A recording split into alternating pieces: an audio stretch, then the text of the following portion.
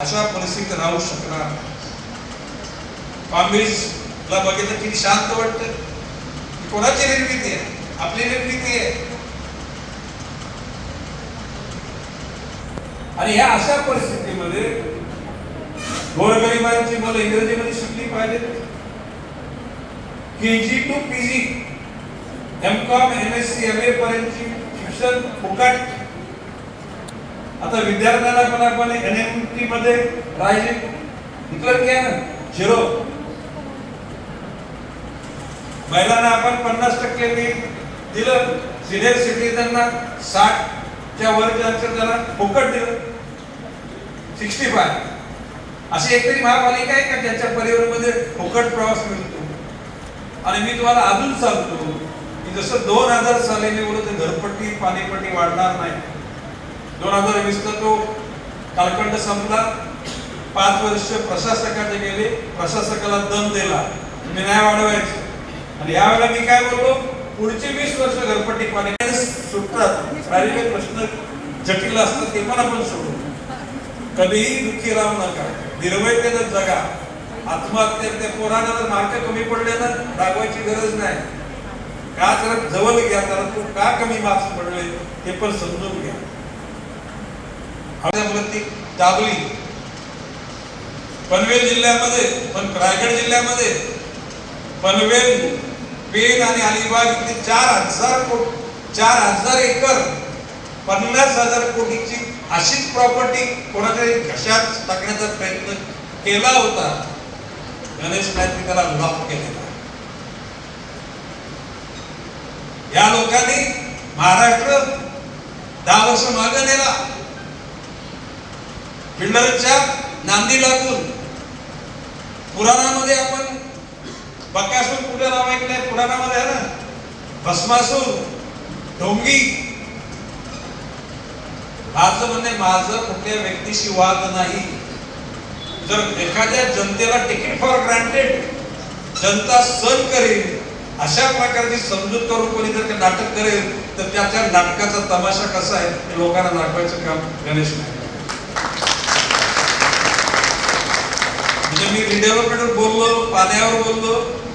नवी मुंबईच्या शिक्षणामध्ये, नवी मुंबई या पहिली महापालिका आहे की ज्या ठिकाणी प्रत्येक शाळेमध्ये नर्सरी इंग्रजीमध्ये सुरू केलेली आहे. मराठी सक्तीची. मराठी प्रत्येक ज्या बाहेरच्या खाजगी शाळा त्यांना सुद्धा मराठी विषय सक्तीचा करायला सांगितलेला आहे.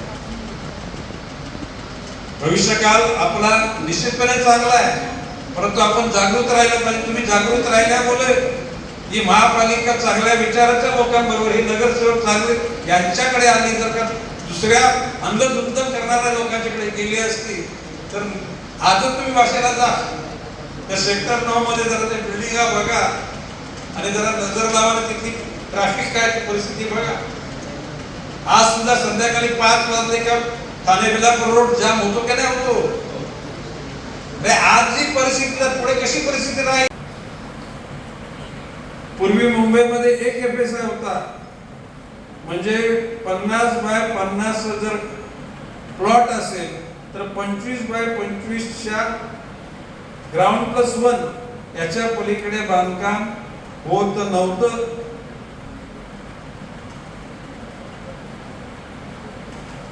रिडेव्हलपमेंट आमचा विरोध नाही. कॉलनीतल्या लोकांच्या करता जो गरजेएवढा पैसा आहे तेवढा वापरा. कोणीतरी बोलले की गणेश नाईक यांच्या नेतृत्वाखाली भरत नकातेनी सेक्टर 1 मध्ये गणेश टावर बांधला. गणेश टावर मध्ये एकही भाडेकरू एक्स्ट्रा नाही आला. त्या खाली दुकानं बांधली, त्या दुकानातून आलेल्या पैशातून गणेश टावर बांधला. ज्यांची गरज छोटी होती त्यांना तिप्पट आकाराची गरज दिली. अशा प्रकारच्या जास्त FSI जरी टावर मध्ये राहायला गेले तरी पगाराची किंवा इन्कम वाढले का? इन्कम तेच राहणार आहे. आणि म्हणून न गळणारी घर, न झिरकणारी घर, कमीत कमी 100 वर्ष टिकणारी घर, आता जो कोणी PMC प्रोजेक्ट मॅनेजमेंट कन्सल्टन्सी असेल, ज्या कुठल्या विकासकाला ते दिली जाईल, त्या विकासकाच्या कडून कॉर्पस फंड म्हणजे जिन्यातल्या लाईटचे बल्बचं बिल, लिफ्टचं बिल, झाडवाल्यांचा पगार, वॉचमनचा पगार, माळ्याचा पगार आणि कधीतरी 4-5 वर्षांनी रंगरंगोटी करतात पैसे, हे एवढे कॉर्पस मधून मिळाला पाहिजेत आणि त्याच्यामध्ये वावगं नाही. लक्षात घेता माननीय मुख्यमंत्री महोदयांनी लगेच 4 दिवसांमध्ये मंत्रालयात बैठक बोलवली आणि रायगड जिल्ह्यामध्ये कर्जत जे 2 धरणं होतात, त्या 2 धरणांचं क्षमता 2000 MLD आहे. त्याच्यातली 500 MLD पाणी नवी मुंबई करता बुक करून टाकण्यात आलं. जर का रिसर्च पद्धतीने जर काम झालं तर पाण्यासाठी कोणाकडे नवी मुंबई महानगरपालिका सर्व नगरसेवक आपल्या अतिशय चांगलं काम करतात. महाराष्ट्रातल्या 29 महानगरपालिकेच्या तुलनेमध्ये नवी मुंबईतले आपले नगरसेवक, आपले पदाधिकारी टू द पॉइंट काम करतात. काही लोक परेशान आहेत. सुनील परेशान आहेत ना भाऊ, शिल्पा बेचैन आहेत ना काही लोक आहेत. कारण का मी त्यांना सांगितले सगळ्यांना, कोणाला अरे तुरे कार्य करायचं नाही. मान सन्मान सगळ्यांचा ठेवा.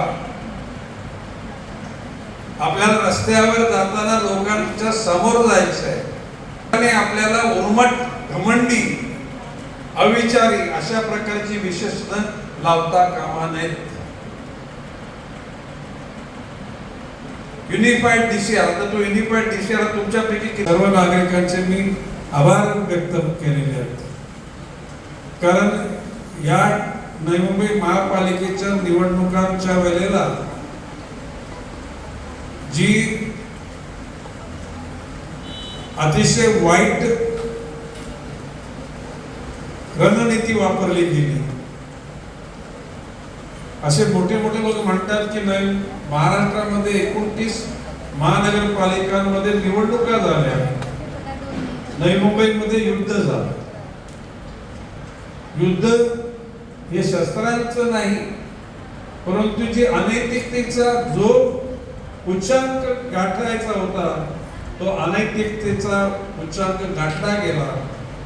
आणि अशा परिस्थितीत खरं म्हणजे मला नवी मुंबईमध्ये 90 नगरसेवक आपले निवडून येतील अपेक्षा असताना 65 वर आपण थांबलो. म्हणजे 25 नगरसेवक आपले कमी निवडून आले. आणि खरोखरच निवडणुकीची प्रभाग रचना करताना ज्या पद्धतीनं कूटनीतीचा वापर केला गेला, संपूर्ण यंत्रणा करप्ट केली की करप्ट झाली मला माहित नाही, परंतु त्या लोकांना असं वाटत होतं की 20 नगरसेवक येतील. किती तुम्ही चर्चा करा. दुःख आहे अजून छातीवरचं दुःख, दगड तो 200 किलोचा अजून उतरलेला नाही. परंतु नवी मुंबईच्या जनतेनं प्रत्येकाला आपली योग्य जागा दाखवली आणि म्हणून नवी मुंबईच्या जनतेला मी हा जो विजय आपल्याला मिळाला तो नवी मुंबईच्या जनतेला आपण समर्पित केलेला आहे. हा विजय नवी मुंबईच्या जनतेचा, सुजाण जनतेचा, जी जनता धर्म, जात, पंथ, वर्ण विषय काढला पाण्याचा. महाराष्ट्रामध्ये 24/7 पाणी देणारी महापालिका एकमेव नवी मुंबई आहे. जो पाण्याचा खपत 2036 साली व्हायला पाहिजे, त्याची खपत म्हणजे त्याचा स्टॉक 2026 सालीच संपत आलेला आहे. मी विनम्रपणे सांगतोय, जर का मी आणि माझे सर्व सहकारी जागरूक नसतो तर 2-3 वर्षानंतर आपल्या शहरातल्या माता भगिनींना रात्री 3 वाजता पिंप, ड्रम, भांडी कुंडी, बादल्या घेऊन पाणी येण्याची वाट बघायला लागली असती. मी माननीय मुख्यमंत्री देवेंद्रजींना सांगितलं की जे नयंबेच्या बाबतीत चालेल ते योग्य नाही. नयंबेला बारवी डॅमचे 35 MLD पाणी सँक्शन झाला, पाण्याचा थेंब नाही मिळाला, परंतु त्या अनुषंगानं 62 कर्मचारी पहिल्या दिवसापासून परमनंट झाले.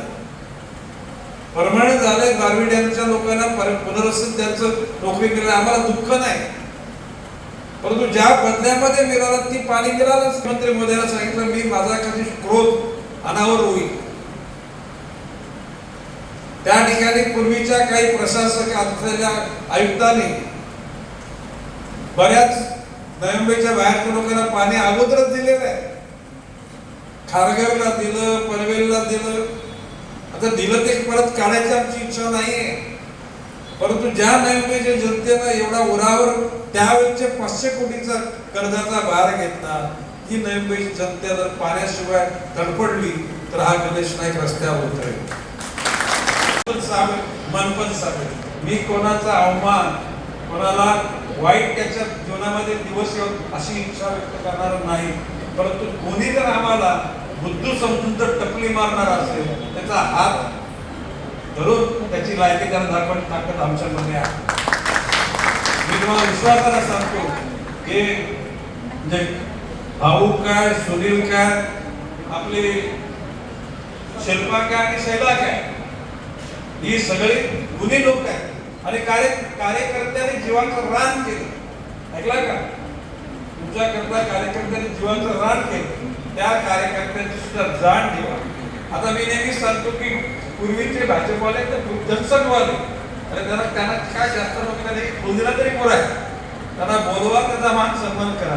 करताना तुम्ही शेवटी कधी काही लोकांना शब्दातून एक सन्मान कमी दिला तर तो पुरेसा असतो. मी विश्वासानं सांगतो भविष्य काळामध्ये पुढच्या वेळेला आता प्रभाग वाढतील काय होईल मला माहित नाही, पण पुढच्या वेळेला 90% नगरसेवक आपल्या 90%. या मधल्या कालखंडामध्ये दुर्गती लोकांचे दुर्गुण लोकांच्या समोर येऊन लोक त्यांना धिक्कारतात. या कालाच्या उतरामध्ये केलेली पाप उजेड होती, अंधारात पाप घडतं, ज्याला सूर्यप्रकाश येतो त्याला ती पाप लोकांच्या नजरेत येतात आणि अशी ती पाप नजरेत येणार आहे. माझं म्हणणं आहे की प्रत्येक परमेश्वराने त्यांना उदंड आयुष्य द्यावं, परंतु केलेल्या पापाचा पश्चाताप झाला तरच. ज्या लोकांनी केलेली पाप पश्चाताप होणार नसेल तर अशा लोकांना त्याने केलेल्या पापाची फलं भोगलीच पाहिजे का नको? मी त्याच्याविषयी खोलवर बोलू शकत नाही कारण त्या गोष्टीवर माझा पाठिंबा नाही, परंतु गरजेनुसार जे काय घडेल, परंतु जुलमानं कोणी जर कोणाला दादागिरी करून जर का कोणाला घात पाडेल की ह्या अमुकच बिल्डरला द्या, तमुकच बिल्डर, तुम्ही तक्रार फक्त माझ्याकडे करा. अशा कुठल्या बिल्डरची दादागिरी ऐकली जाणार नाही. आता रिडेव्हलपमेंटला माझा विरोध नाही आणि क्लस्टरला पण माझा विरोध नाही. क्लस्टर कुठे? ज्या ठिकाणी दाटीवाटीची वस्ती आहे, झोपडपट्टी भागामध्ये, आता आमची गावं सुद्धा क्लस्टरच्या सादृश्य दाटीवाटीत झालेली आहे. तिथे क्लस्टर सुद्धा या नालायक लोकांनी अशा प्रकारची रचना केलेली आहे की 4 FSI मध्ये सगळं भागतंय, परंतु त्या बिल्डरच्या घशात खिच्यात 3 FSI चे पैसे घालण्याचा यांचा घाट आहे. तुम्हाला पट्ट काय? आणि म्हणून क्लस्टरला माझा कॉलनीमध्ये क्लस्टर नाही पाहिजे, कॉलनीमध्ये रिडेव्हलपमेंट. शक्यतो दुकाना मधून आलेला पैसा वापरून जी लोक आहेत त्यांना जास्त पैसा द्या. मोकळी हवा, शुद्ध हवा, मलनिस्सरण, स्ट्रॉंग वॉटर ड्रेन म्हणजे पावसाळी जाणारं पाणी, मिळणारं पाणी, गॅसच्या लाईन, कार पार्किंग, या गोष्टी या क्लस्टर मध्ये फक्त 100 पैकी 8 लोकांना फक्त कार पार्किंग मिळणार आहे. मग राहिलेली 82 लोक कुठे धावेत का कार पार्किंग करायची? म्हणून मी बोललो आहे तर या महासभेमध्ये 10 तारखेला सकाळी पासून संध्याकाळपर्यंत टोटली हजर राहायचं सगळ्यांना. बिबट निघणारच आहे. सागर नाईक सभागृह नेता म्हणून त्या ठिकाणी प्रश्न उपस्थित करणार आहे. त्याची उत्तर आयुक्त किंवा आयुक्तांचा कोणी प्रतिनिधी देईल. आणि टोटल बोगसगिरी आहे. कॉलनीमध्ये क्लस्टर, अरे 20 वर्षांमध्ये जर सिडकोने बांधलेल्या कॉलन्या जर त्याला आपण काय अति धोकादायक होणार असतील, मग सिडकोवर प्रश्न उपस्थित होतो, सिडकोचे इंजिनियर काय झोपले होते का? एकतर नियम काय, धोकादायक किंवा 30 वर्षाची इमारत, 20 वर्षाची इमारत कॉलनी मधली आणि तिथं क्लस्टर म्हणजे मिसल पाव त्यांनी सुरू करायचा प्रयत्न केला. त्यांना माहित नाही काही ते गणेश नाही, घशातून काढेल. काय बोलतो मी, घशातून काढेल. तुम्हाला काल परवा तुम्ही लोकसभेला वाचलं होतं ना, ठाण्यामधली 1098 एकर जागा.